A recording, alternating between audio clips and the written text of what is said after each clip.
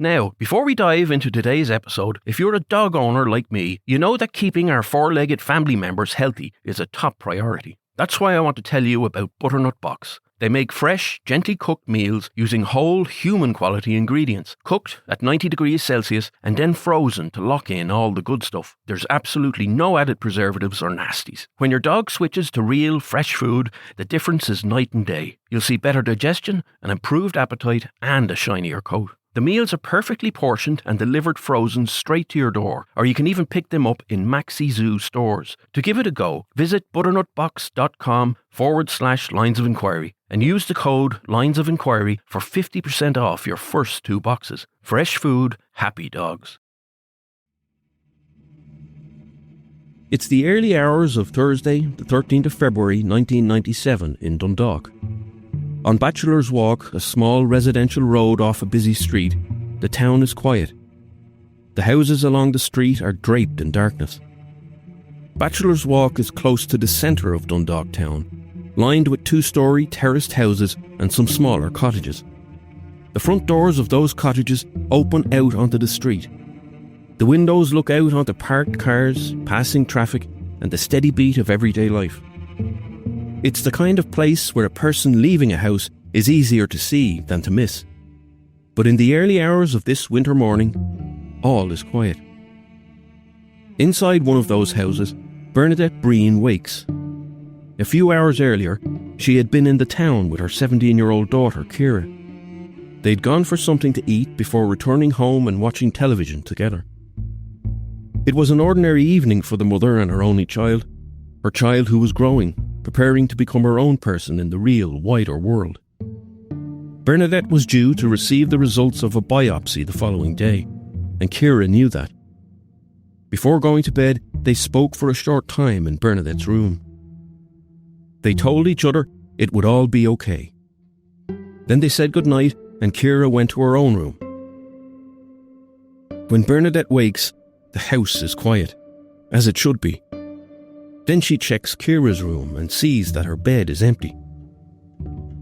Bernadette goes downstairs, opens the front door and looks out onto the road. They'd locked up before going to bed, but then she notices the front window. It's open. She reckons Ciara has left it open so she can get back into the house when she returns from wherever she's gone. Ciara hasn't taken clothes. She hasn't taken money. There is nothing to suggest she left with intentions to stay away. A teenager stepping out into the night. A window left open. A moment of teenage rebellion, but with a way back in. So, Bernadette decides she will stay up. She will sit and wait for her only child to come home.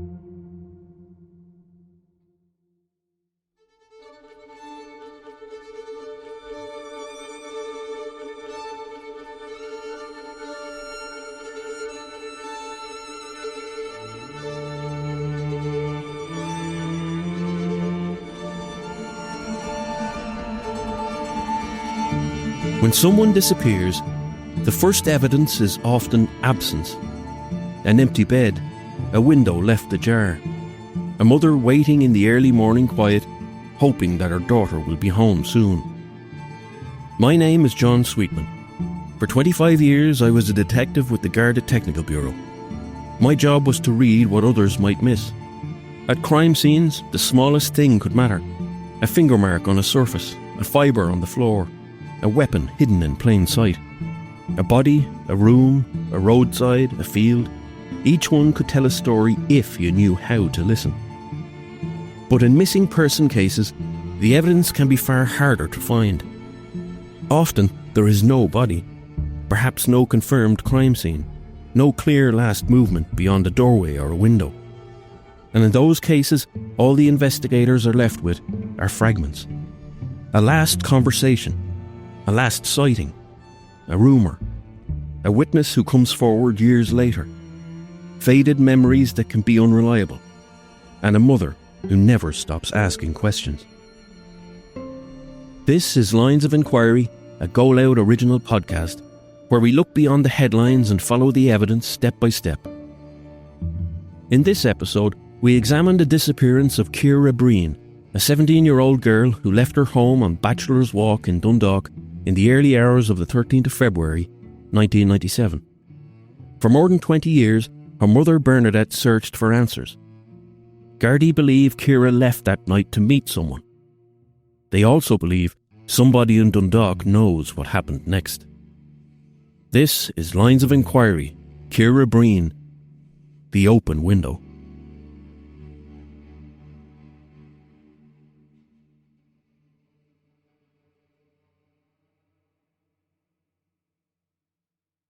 Ciara Breen was born on the 31st of March 1979. Her early life was shaped by family, closeness and routine.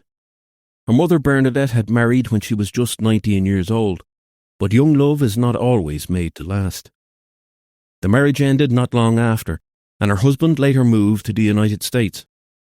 Bernadette stayed in Dundalk. Later that year, Ciara was born. Ciara was Bernadette's first and only child. As a young single mother, Bernadette built her life around her daughter. They had the kind of bond that comes from years of being each other's whole world. Ciara was not just the child in the house, she was Bernadette's pride and joy.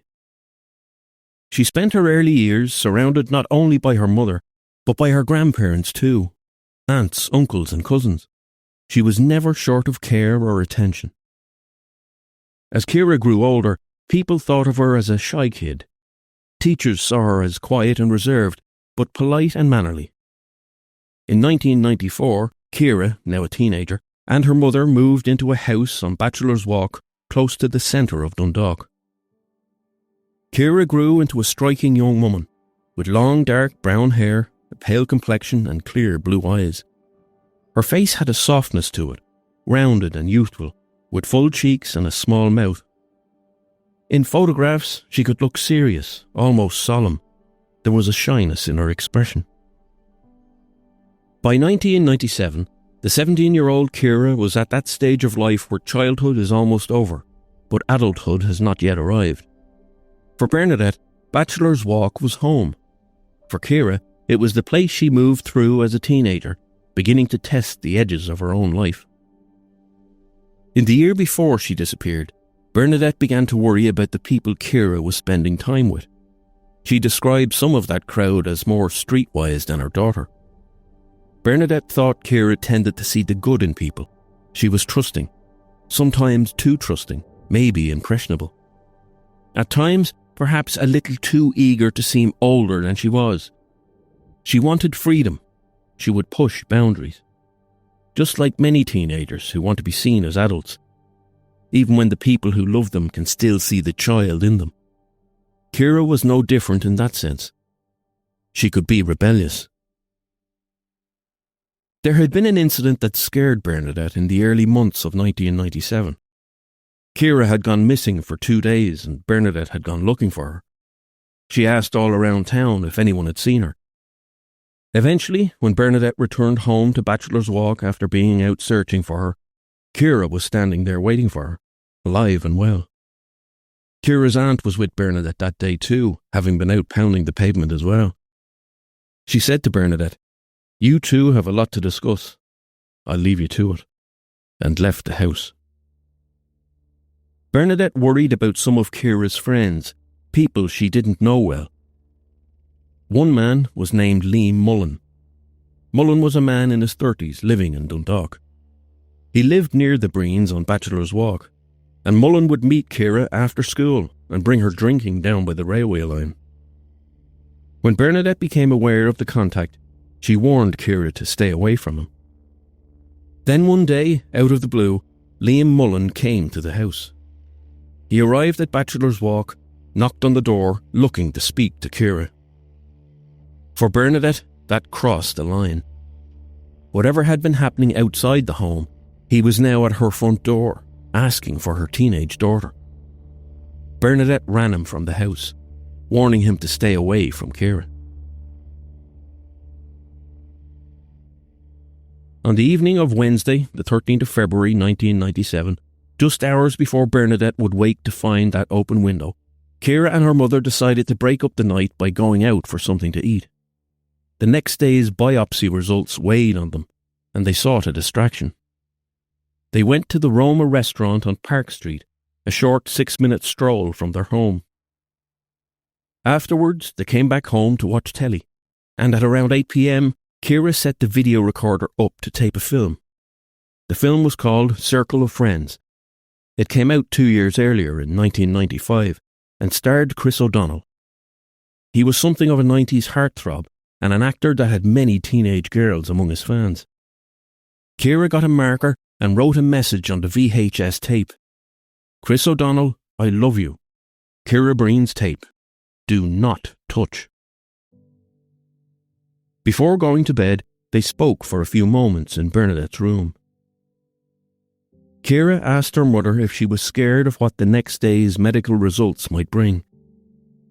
Bernadette told Ciara she was ready to meet whatever came head on. She joked with her daughter, "Don't worry, you won't get rid of me that easy." Having gone to bed at midnight, Bernadette would wake around 2 a.m. and find Ciara's bed empty. Downstairs, the front window had been left open. She thought Ciara had gone out through the window and left it open, intending to return later that morning. Maybe she had gone to meet someone. It was not unusual for Ciara to slip out of the house at night. When Bernadette found the bed empty, she didn't panic or think the worst. Ciara had pushed boundaries before. The open window told her that Ciara planned to sneak back in before Bernadette could even know she'd left. So, Bernadette waited. She stayed up waiting for her daughter, expecting her to slip back through the sitting room window before dawn. Worrying, upsetting, something they would argue about when Ciara got home, but temporary. But by morning, Ciara had still not come home. Bernadette was due to travel to Dublin for her medical appointment. With Ciara missing, she phoned and tried to cancel it, but she was told the doctor needed to see her. It was imperative. From that moment, Bernadette knew the news she was going to receive. Bernadette's father brought her to Dublin for the appointment. While Ciara was missing, while the house on Bachelor's Walk was still waiting for her to return, Bernadette was told that she had cancer. When Bernadette and her father returned to Dundalk, there was still no sign of Ciara. Then the fear became something else entirely. Ciara had not come back through the window. She hadn't phoned. She hadn't appeared at a friend's house. Whatever Bernadette may have hoped in those first hours, this was no longer a teenager staying out too late. She raised the alarm. Gardaí were contacted and the search for Ciara Breen began. What had begun as a mother waiting up for her daughter had become a missing person investigation.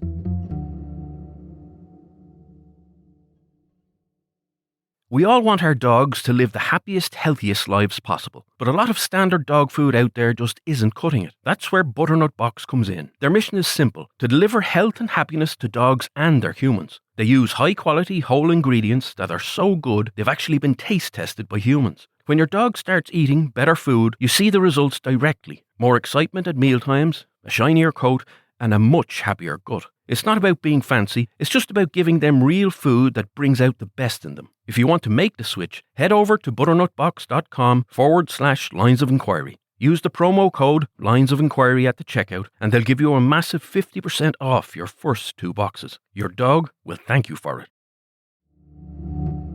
By the time Gardaí became involved, the first hours had already been shaped by uncertainty. Ciara Breen hadn't left behind any trace. There was no note. She hadn't taken clothes or money. There was no sign of a planned journey, no obvious indication that she had set out to begin a new life somewhere else. What Gardaí were left with was a much narrower question. If Ciara had gone out in the early hours of a February morning, expecting to return, then she had gone somewhere or to someone for a reason. The first stage of the investigation moved through the people and places around her. School friends had to be spoken to. Local contacts had to be identified. Gardaí wanted to build a picture of who she had been spending time with. This was not a case where the starting point was a body, a crime scene, or a clear act of violence. It was a missing girl, and they needed a starting point for the investigation. Parents may know their child deeply, but they do not always know every friendship, every conversation, every arrangement made quietly or impulsively, especially with teenagers. Ciara had a good head on her shoulders and had already looked into becoming a hairdresser when she left school. But she had a life outside the house on Bachelor's Walk that was a cause for concern for Bernadette. Gardaí began moving through the world Ciara had kept partly separate from home. In the year before she disappeared, Bernadette had grown worried about some of the company her daughter was keeping. When Ciara vanished, one of those names began to take on a different weight. That name was Liam Mullen, the 30-year-old man who had been spending time with Ciara, who Bernadette had chased away from their home when he came asking for her daughter. By the time Gardaí began their search, Mullen's name had already become attached to Ciara's in Dundalk. In the T.G. Cahir documentary on Ciara's disappearance, retired Detective Inspector Pat Murray recalled the rumours that had circulated locally. There was graffiti scrawled on walls around the town. Liam loves Ciara, and Ciara loves Liam. It was public, impossible for the family to ignore. And after Ciara vanished, those rumours about the pair took on a new and much darker significance. Two of Ciara's friends told Gardaí that she had spoken about sneaking out of the house through a window to meet Liam Mullen in the days before Valentine's Day. Gardaí had identified Liam Mullen as a person of interest, but suspicion was not enough.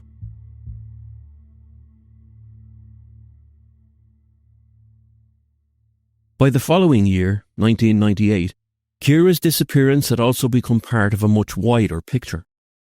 Operation Trace was established to examine the disappearances of 6 young women in the Leinster area between 1993 and 1998. These were cases that had unnerved the nation. Annie McCarrick, Jojo Dullard, Fiona Pender, Fiona Sinnott, Deirdre Jacob, and now Ciara Breen. Different women, different counties, different circumstances, but all of them young, all of them missing, and all of them without any concrete leads. A special investigation unit was set up at Naas Garda Station to examine the files and look for possible links. Gardaí were considering one of the most disturbing possibilities in any investigation, whether some of the disappearances could be connected, and whether a serial killer might be responsible. The scale of the operation reflected the seriousness of that fear. The National Bureau of Criminal Investigation was involved, and 2 FBI agents from America were brought in to assist. Their role was to examine the files and bring specialist experience in profiling of serious criminals, particularly in cases involving serial violence and sexual offending. Ciara's case was reviewed within that wider Operation Trace work. But even as Gardaí examined the possibility of links between Ciara and the other missing women, her disappearance continued to point towards an answer closer to home. Gardaí still believed she'd gone to meet someone. They felt the answer to what had happened to Ciara Breen was held by someone in Dundalk.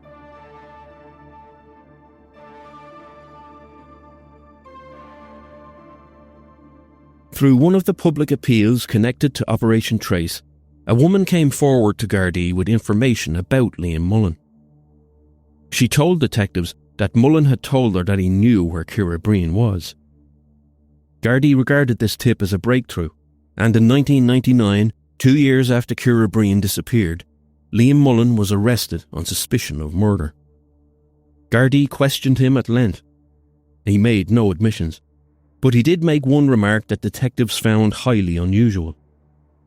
As the time Gardaí had to detain and question him was running out, Mullen asked the detectives directly if he would be charged with murder. Then he said, "I shouldn't be charged with murder for what I did." For what I did. These 4 words gave Gardaí a lot to consider. For investigators, it raised more questions than it answered. It didn't locate Ciara. It didn't establish what had happened to her after she left Bachelor's Walk. but it suggested that Mullen knew more. Gardaí ran out of time to hold and question Mullen. They had to either charge or release him. They didn't have enough to bring him before court. Mullen was released without charge, and he maintained his innocence. For Bernadette, the arrest had offered the first real sense that the investigation might be moving towards an answer. But no answers were forthcoming. 2 years after she had gone from the home, Ciara was still missing. There was still no body, no confirmed crime scene, and no physical evidence that could establish where she had gone after leaving Bachelor's Walk, or what had happened to her. The years that followed were hard on Bernadette. People often say time heals all wounds, but the disappearance of a child exposes the limits of that phrase. Time doesn't heal a wound that is still open, nor does it teach a family how to live with it. Ciara's disappearance did not become easier for Bernadette with the passage of time. It stayed with her, in the house and in the town, in every appeal and every rumour, and with every possible sighting that came to nothing. Bernadette lost weight. She became withdrawn. Her face and hair greyed under the strain. At home, she kept a single candle lighting in the window, a small light calling her daughter home.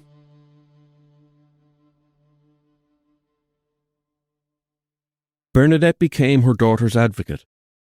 At first, she kept a low public profile. She allowed Gardaí to do their work, even when that work was slow, difficult, and from the outside, often invisible. There was a dignity in that silence. But silence could only carry Bernadette so far. As the weeks became months, and the months slipped into years, Bernadette began to worry that Ciara's disappearance was being pushed to the edges of the public memory. The case was still open, but without a body, a charge or a trial, it risked becoming one of those names people remembered only on anniversaries. Bernadette would not allow that to happen to her daughter. She became a vocal and unwavering advocate for justice for Ciara. She spoke to newspapers, she gave interviews.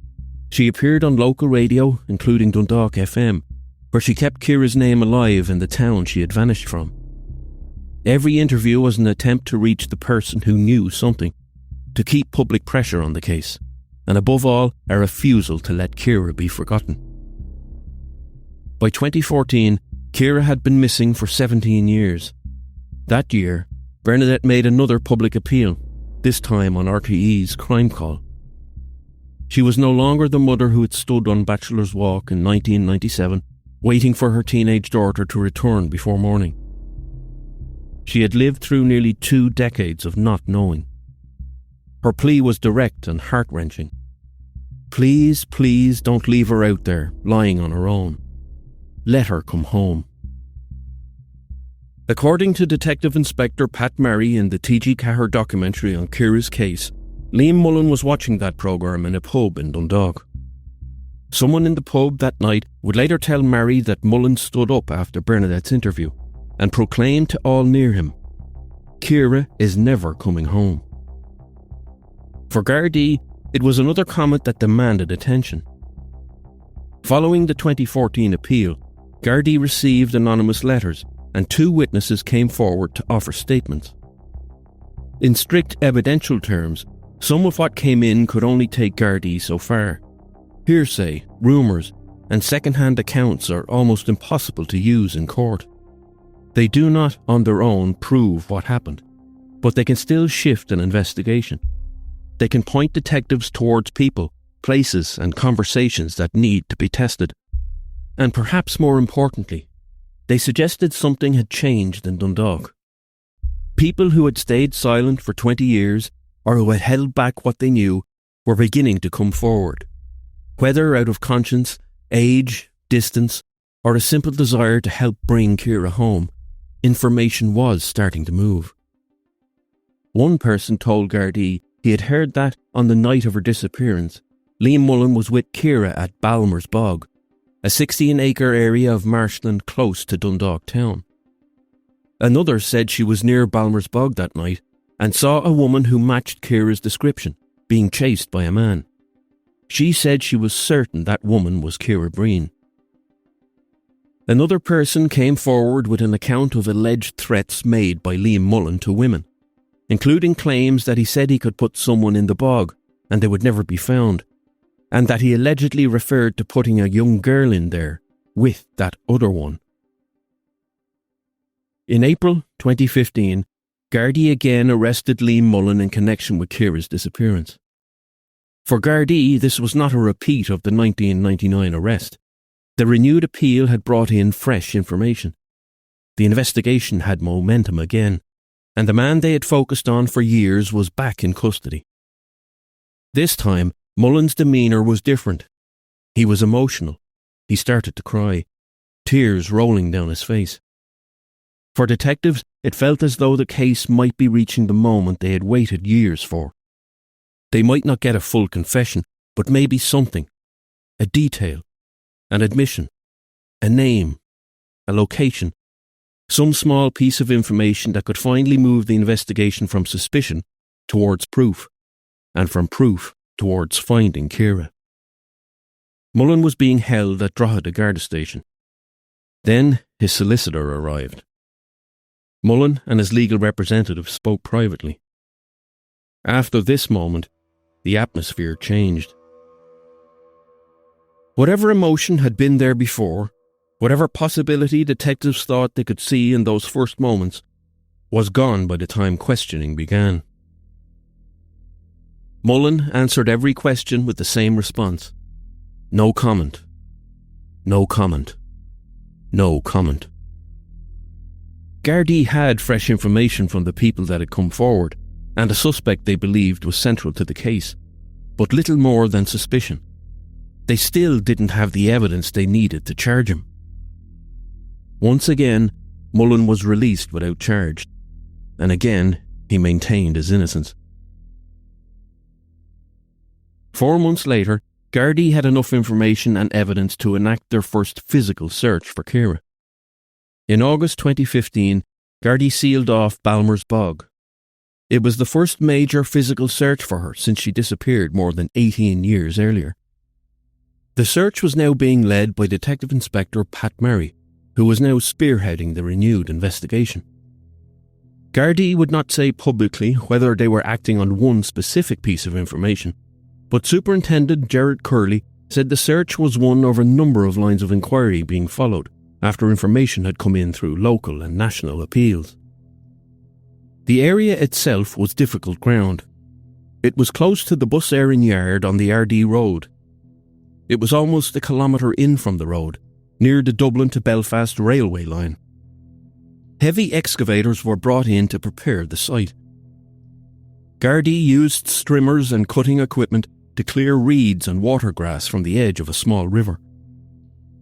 In the stream, 5 divers from the Garda sub-aqua unit stood chest deep in the water, shoulder to shoulder across the width of the banks. They moved forward slowly, using long metal rods to probe beneath the surface. The conditions were so poor that they were covering only about 1 metre every 10 minutes. It was careful physical work, carried out in difficult terrain, with every section of the ground and water treated as a possible place where evidence might have been hidden or lost. The search was joined by members of the Garda Technical Bureau. The International Commission for the Location of Victims' Remains, which is the body that had helped return some of the disappeared to their families, were assisting too. A forensic anthropologist was also involved. It was a specialist search of land and water using expertise usually associated with the recovery of human remains. For Bernadette and the wider family, the development was overwhelming. Superintendent Curley said the family had asked for space to come to terms with what was happening. Gardaí also made clear they would not be providing daily updates. They needed time to work the ground, and the ground was not cooperating with them. There had been illegal dumping in the area. Tons of rubble, rubbish and debris had been added over the years, changing the landscape Gardaí were trying to search. Detective Inspector Murray was warned by the forensic anthropologist that if Ciara's remains were there, the conditions may have left very little to recover. After so many years in that ground, Any bones could have broken down to the point where they were close to dust. The search was not happening in private. Balmer's Bog was sealed off, but word of what Gardaí were doing had travelled through Dundalk. During the operation, Liam Mullen was seen near the search area. He watched Gardaí as they carried out the excavation. Gardaí found his appearance at the scene suspicious. Balmer's Bog gave Gardaí something they were not looking for. On Thursday, the 3rd of September 2015, an army bomb disposal team was called to the site after a suspicious device was found during the search. The Defence Forces later confirmed that parts of a bomb had been found. They were made safe by a controlled explosion. The bomb parts had been there for some time, possibly a long-forgotten reminder of the troubles of Northern Ireland, which often crept into the border town of Dundalk. The search resumed the following morning. More than 60 members of the Defence Forces had joined the search by then. The operation was being overseen by a forensic archaeologist. On the night she disappeared, Ciara was wearing a distinctive watch. It was a limited edition Mickey Mouse watch, commemorating the 1994 World Cup in the United States. It was the kind of item that mattered in a search like this. Small, personal, and recognisable. Something that, if found, could do what statements and rumours had not been able to do. It could physically place Ciara in the ground Gardaí were searching. So, as the search teams worked through the water, reeds, rubble and debris at Balmer's Bog, they were not only looking for remains, they were looking for anything that could be linked back to Ciara. A watch, a piece of clothing, something personal that might have survived in the ground. With the search back underway, detectives found something that brought the investigation back to Ciara herself.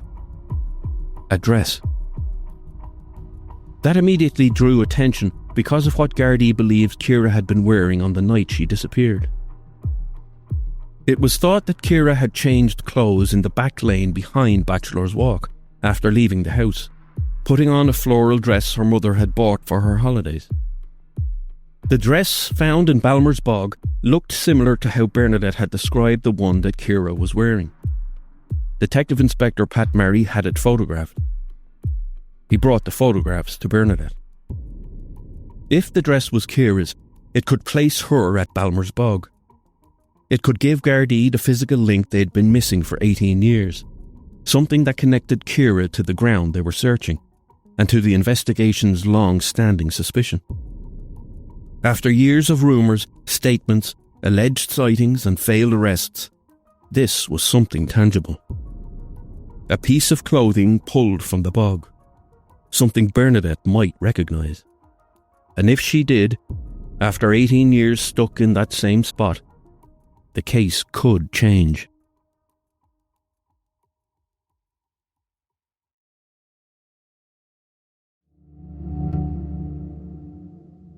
Bernadette looked through the photographs that had been taken of the dress, taking her time to carefully take in what she was seeing. This was not an ordinary identification. Gardaí were not asking her to look at a dress in isolation. They were asking her to look at something recovered from Balmer's Bog, the place they had spent weeks searching for her daughter's remains. If it was Ciara's, it would mean something. It would place her daughter in that ground. It would give Gardaí the physical link they'd been looking for. So, Bernadette studied the photographs.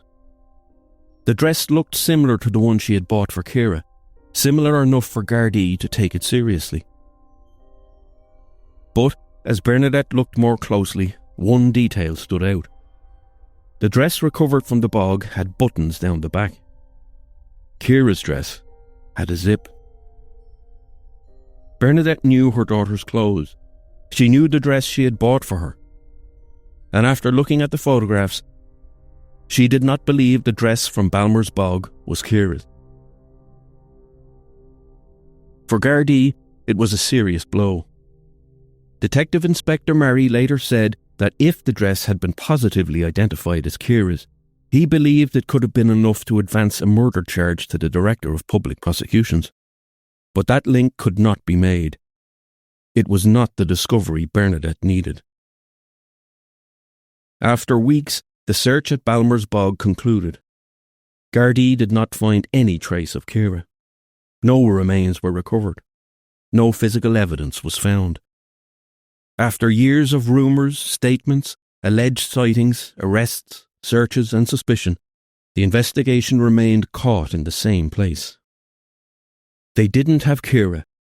They didn't have her remains. They didn't have enough evidence to put anyone before a court. For Bernadette Breen, the search had given her hope she could finally lay Ciara to rest. But her daughter was still lost, presumed dead.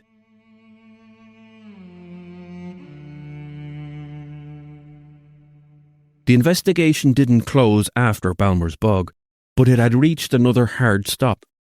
The ground had been searched. The dress had not been identified. The watch had not been found. The evidence Gardaí needed had not been recovered. For Liam Mullen, the legal position remained unchanged. He had been arrested twice in connection with Ciara's disappearance, first in 1999 and again in 2015. On both occasions he was released without charge, and he maintained his innocence. But in the eyes of the detectives who had worked the case, he remained central to it. Then, in July 2017, one of the last possible routes to an answer was lost forever. One Thursday evening in July 2017, Liam Mullen was arrested in Dundalk town centre on suspicion of drink driving. He was 57 years old. Mullen swallowed a substance before his arrest. Gardaí believed it was heroin. While in custody at Dundalk Garda Station, he became seriously ill. A doctor was called and attempted to resuscitate him, but Mullen was later pronounced dead. The Garda Síochána Ombudsman Commission launched an investigation into the circumstances of his death. A few days later, Liam Mullen was buried following a small funeral ceremony in Dundalk. At his funeral mass in the Church of the Holy Redeemer, mourners heard about a man who had worked as a mechanic from a young age, who loved cars and motorcycles, who read the local trader magazine from cover to cover, and who was remembered by his family and friends as someone they loved. But outside that church, another truth remained. To Gardaí investigating Ciara Breen's disappearance, Mullen had been the chief suspect. He had lived on Bachelor's Walk, only yards from Bernadette Breen's home. Ciara's friends had told Gardaí that she had made arrangements to meet him on the night she disappeared. He was almost twice her age, but he denied any meaningful relationship with Ciara and any involvement with her disappearance. His death closed off one of the most hopeful routes left in the investigation. There could be no further interview, no future charge. For Bernadette, it was another ending that was not really an ending. A few months after Mullen's death, Dundalk became the focal point of the case once again. In September 2017, human remains were discovered in the back garden of a house on Mary Street in the town. Builders had been carrying out work at the property when the discovery was made. Gardaí were called, the scene was preserved, and forensic experts were brought in. The location immediately drew attention. Mary Street was only a 6-minute walk from Ciara's home on Bachelor's Walk. After more than 20 years, any discovery of human remains in Dundalk carried the same dreadful possibility for Bernadette Breen. And if it was, then the long wait would finally have an answer. But it would be the answer Bernadette had feared since the morning her daughter disappeared. The remains were examined carefully. Until they were identified, nothing could be said with certainty. Later, Gardaí confirmed the remains were historical and were not connected to any ongoing investigation. They didn't belong to Ciara. Another possible answer had appeared briefly, before it disappeared. There was still no grave, still no place for her mother to go, still no way to bring her home. By then, Bernadette had lived for 2 decades with a wound that had never been allowed to heal. She had fought cancer. She had fought for answers. She had gone on television and asked anyone who knew anything to come forward. She had carried Ciara's name into every appeal, every anniversary, every renewed effort by Gardaí. Bernadette had accepted Ciara was no longer alive. She knew too much time had passed. But she needed Ciara to be found. She wanted her only child taken out of whatever place she had been left. She wanted to bury her properly. She wanted to know that Ciara was no longer lying somewhere alone. In June 2018, Bernadette Breen died. She passed away in Our Lady of Lourdes Hospital in Drogheda. In the death notice, she was described first in the way people who loved her knew her best. Bernie, heartbroken mother of the late Ciara. That one word carried her whole story. Heartbroken. Over 2 decades she had lived through appeals, arrests, rumours, searches, false hope and disappointment. She had watched Gardaí dig through Balmer's bog. She had been shown photographs of a dress recovered from the ground. She had endured the discovery of human remains in Dundalk, only to be told they were not Ciara, and still she had no answer.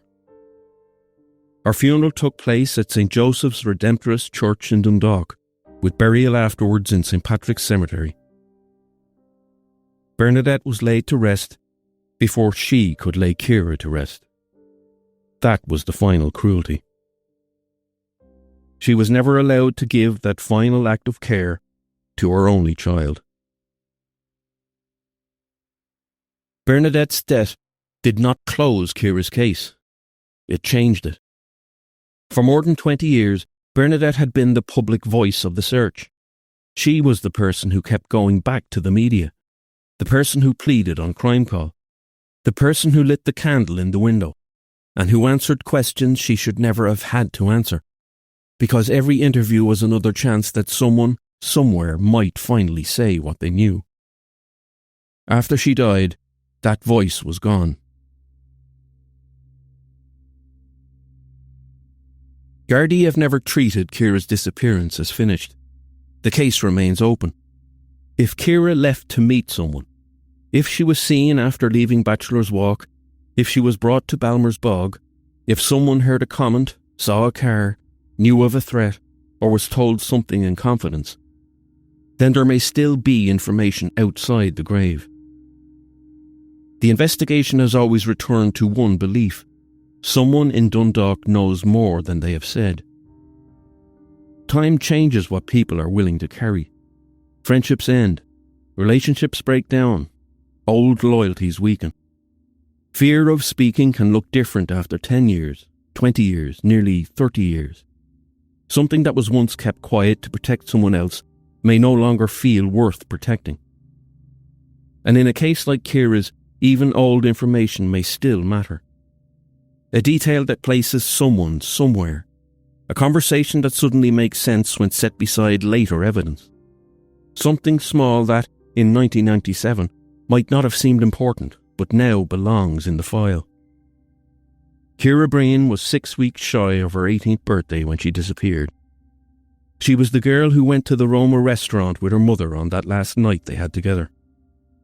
The girl who set a tape to record Circle of Friends. The girl who wrote Chris O'Donnell's name on a VHS tape and warned everyone not to touch it. The girl who left a window open because, it seems, she wanted to come home.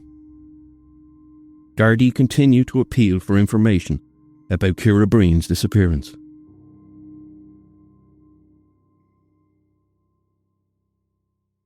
If you are listening to this and you know anything about what happened to Ciara, or you know someone who does, you can help bring Ciara home. Maybe it's something you saw. Maybe it's something you heard. Maybe it's something said to you years ago in confidence, in passing, or over a drink. Maybe you've carried it for so long that you have convinced yourself it no longer matters. But it does matter. If there is someone in Dundalk or anywhere else who can help bring Ciara home, now is the time. Please contact Dundalk Garda Station on 042 938 8400. The Garda confidential line on 1800 666 111 or any Garda station. If you would prefer to contact us directly and for that information to be passed on to Gardaí, you can email linesofinquiry@goloudnow.com. Anything relevant will be treated carefully and passed to the appropriate investigating team.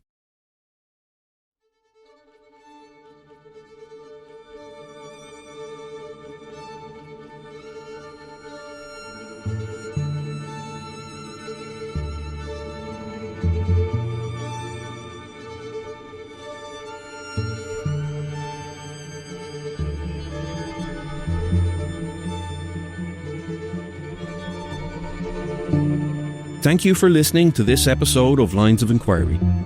We read every message and comment we receive about the series, and we are grateful to everyone who takes the time to listen, reflect and respond. If this episode affected you, or if you have thoughts you would like to share, you can leave a comment below the episode on Spotify. Please make sure to like and follow the podcast, press that bell button and never miss a new episode. Lines of Inquiry is presented by me, John Sweetman. The podcast is created by Darren Cleary. Our executive producer is Owen Brennan. Siobhan Walsh and Siobhan Maguire are our producers. This episode was written by Darren Cleary and edited by Owen Brennan. Sound design and editing by Neil Kavanagh, with editing support from Ed Smith. Legal, marketing and social media support comes from the GoLoud team. If you would like to support the podcast, we'd really appreciate it. Please share it with a friend on WhatsApp or Facebook, post it to your social media, or simply recommend it to someone you know. It makes a real difference. Our official page is on Instagram. I'd appreciate it if you could follow @Lines of Inquiry Podcast. If you're enjoying the podcast, please leave us a 5-star rating or review on Apple, Spotify, or wherever you're listening. We have now passed 4,500 5-star ratings on Spotify. Thank you. These reviews help new people discover the podcast. Join me next time as we open another case and follow the evidence wherever it leads. Because in the end, everything done in the dark comes to light.